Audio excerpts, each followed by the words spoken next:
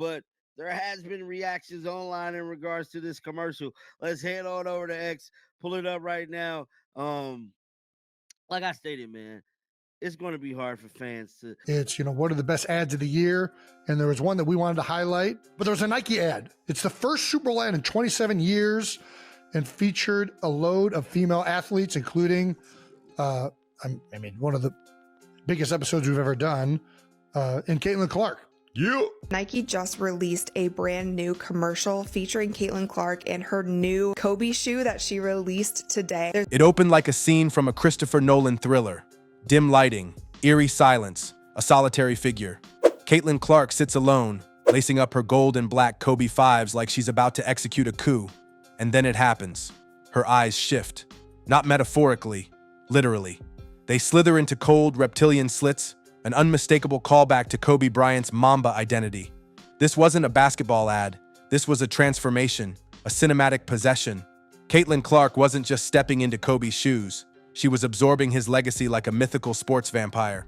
In those chilling seconds, Nike did what no brand has dared to do for a female athlete.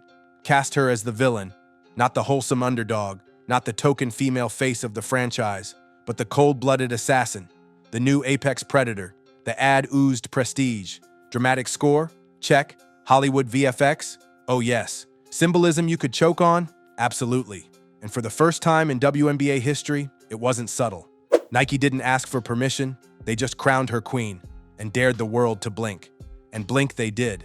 Seconds after the trailer hit social media, the culture war detonated. Some fans were in awe, others were in full-blown panic.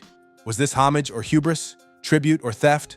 Critics pounced like hyenas, accusing Nike of manufacturing hype, disrespecting legends, and turning a rookie into a deity. But one thing was undeniable. Caitlin Clark was no longer just playing the game. She was the game. And Nike had just given her a serpent's crown. This was just the start of the chaos. But first, like this video if you think the refs are unfair to the Fever, comment if you disagree, and don't forget to subscribe. That just came out, man. It's been out for about 30 minutes. Broke the damn internet. Everybody's retweeting it, talking about it. It got nearly 100,000 views, I'm pretty sure. They finally did. And a lot of people thought that when Nike were talking up, they were going to be, talking up like Caitlin might have been getting her signature shoe.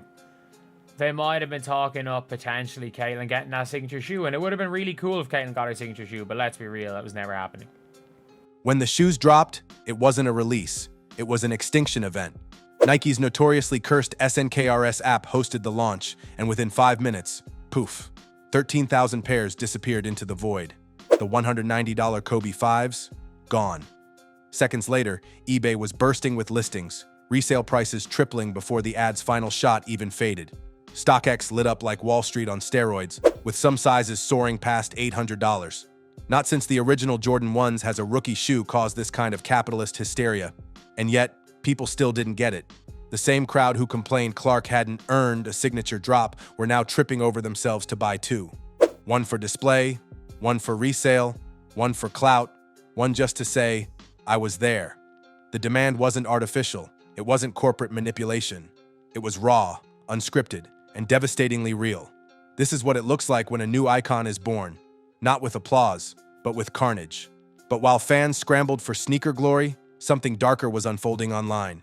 The backlash came fast, loud, and laughably predictable. What about Aja Wilson? This is too soon. She hasn't done anything yet.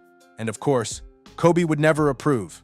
Funny, because Kobe, a known champion for women's basketball, did approve, repeatedly. But truth was irrelevant. The haters weren't fighting facts, they were fighting a future they couldn't control. A future where Caitlin Clark wasn't waiting her turn. She was the turn.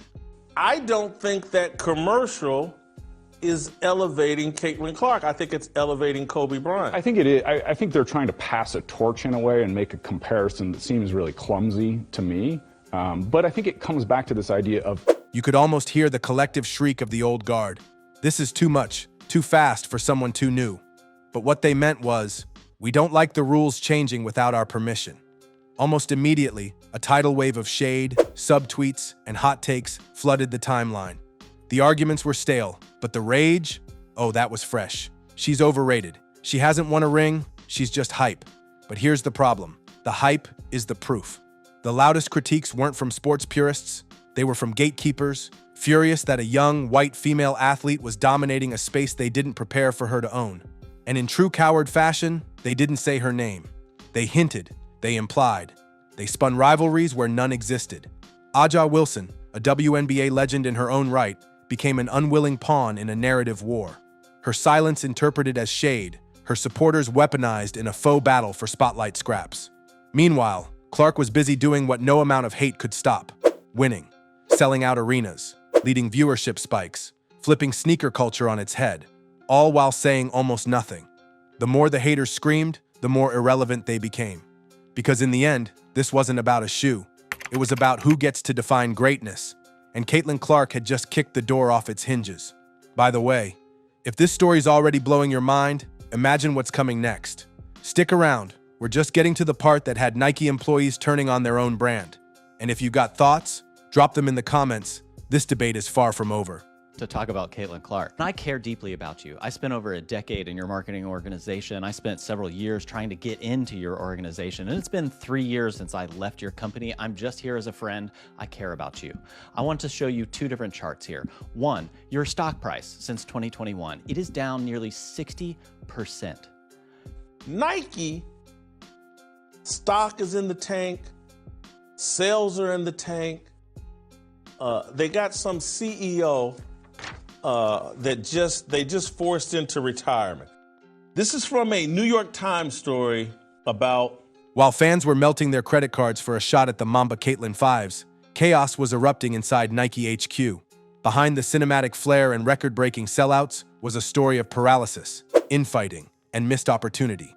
For months, Nike had been dragging its feet, slow-playing what would become the biggest women's sports marketing moment in decades. Why? Because they were scared. Scared of the backlash, scared of the headlines, scared of picking the wrong woman in a league bursting with talent and tension. And then the floodgates burst.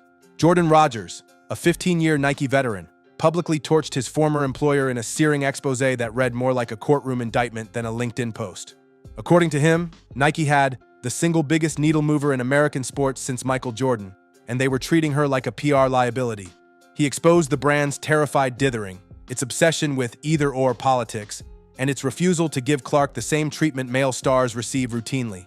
This wasn't a marketing debate, it was an identity crisis. While Gatorade, State Farm, and Wilson Ball were diving headfirst into the Caitlin Clark economy, Nike was too busy tripping over its own fear of Twitter discourse. And it showed. First, Clark was shoved into a Super Bowl ad with 9 other women, none of whom carried her cultural weight. Then came the botched rollout delays, the signature shoe confusion, and the passive-aggressive whispers from rival camps. But in the end, it took one rogue employee and a 5-minute sellout to force Nike's hand. The internal war was over. Clark had won. Forget hype. Forget opinions. Let's talk data. Caitlin Clark didn't just walk into the WNBA, she detonated it. Her games with the Indiana Fever averaged 1.09 million viewers. That's not a boost. That's a resurrection. Non-Clark games? A humbling 414,000. Meanwhile, league attendance skyrocketed 105%. With Clark personally responsible for a jaw-dropping 33.5% of total WNBA attendance. In 41 games, she became the league's gravitational center. Even more surreal, local economies felt the shockwaves. Hotels, restaurants, entire downtown districts are now syncing their profit forecasts to Clark's travel schedule. This isn't celebrity, this is infrastructure. She isn't just putting eyeballs on screens, she's putting boots on sidewalks and cash in registers. Economists call it the Caitlin Clark stimulus package. Nike calls it, finally, a reason to grow a spine. Her $28 million Nike endorsement, once criticized as excessive, now looks laughably low. That's Jordan-esque ROI, and she's just getting started. Her college finale drew 18.9 million viewers, crushing the men's championship. Her jersey sells out in minutes. Her sneakers incite digital riots. There's no debate anymore. She is the moment, the market, and the movement, all wrapped in one logo-shifting lightning rod. And if that makes you uncomfortable, good. Get in line. You can't be demanding. You can't be relentless. You can't put yourself first. So, put yourself first. You can't be confident, so be confident. Finally delivers Caitlin Clark PE. Is this the first Caitlin Clark exclusive Nike commercial since she's entered the WNBA? I know she's made a cameo here. In the end, it wasn't just a shoe. It was a reset button. a flashing neon sign that screamed, "The old rules don't apply anymore." For decades, women's sports were treated like charity. Bonus content, secondary narratives, afterthought endorsements. But Caitlin Clark shattered that script. She's not a side dish.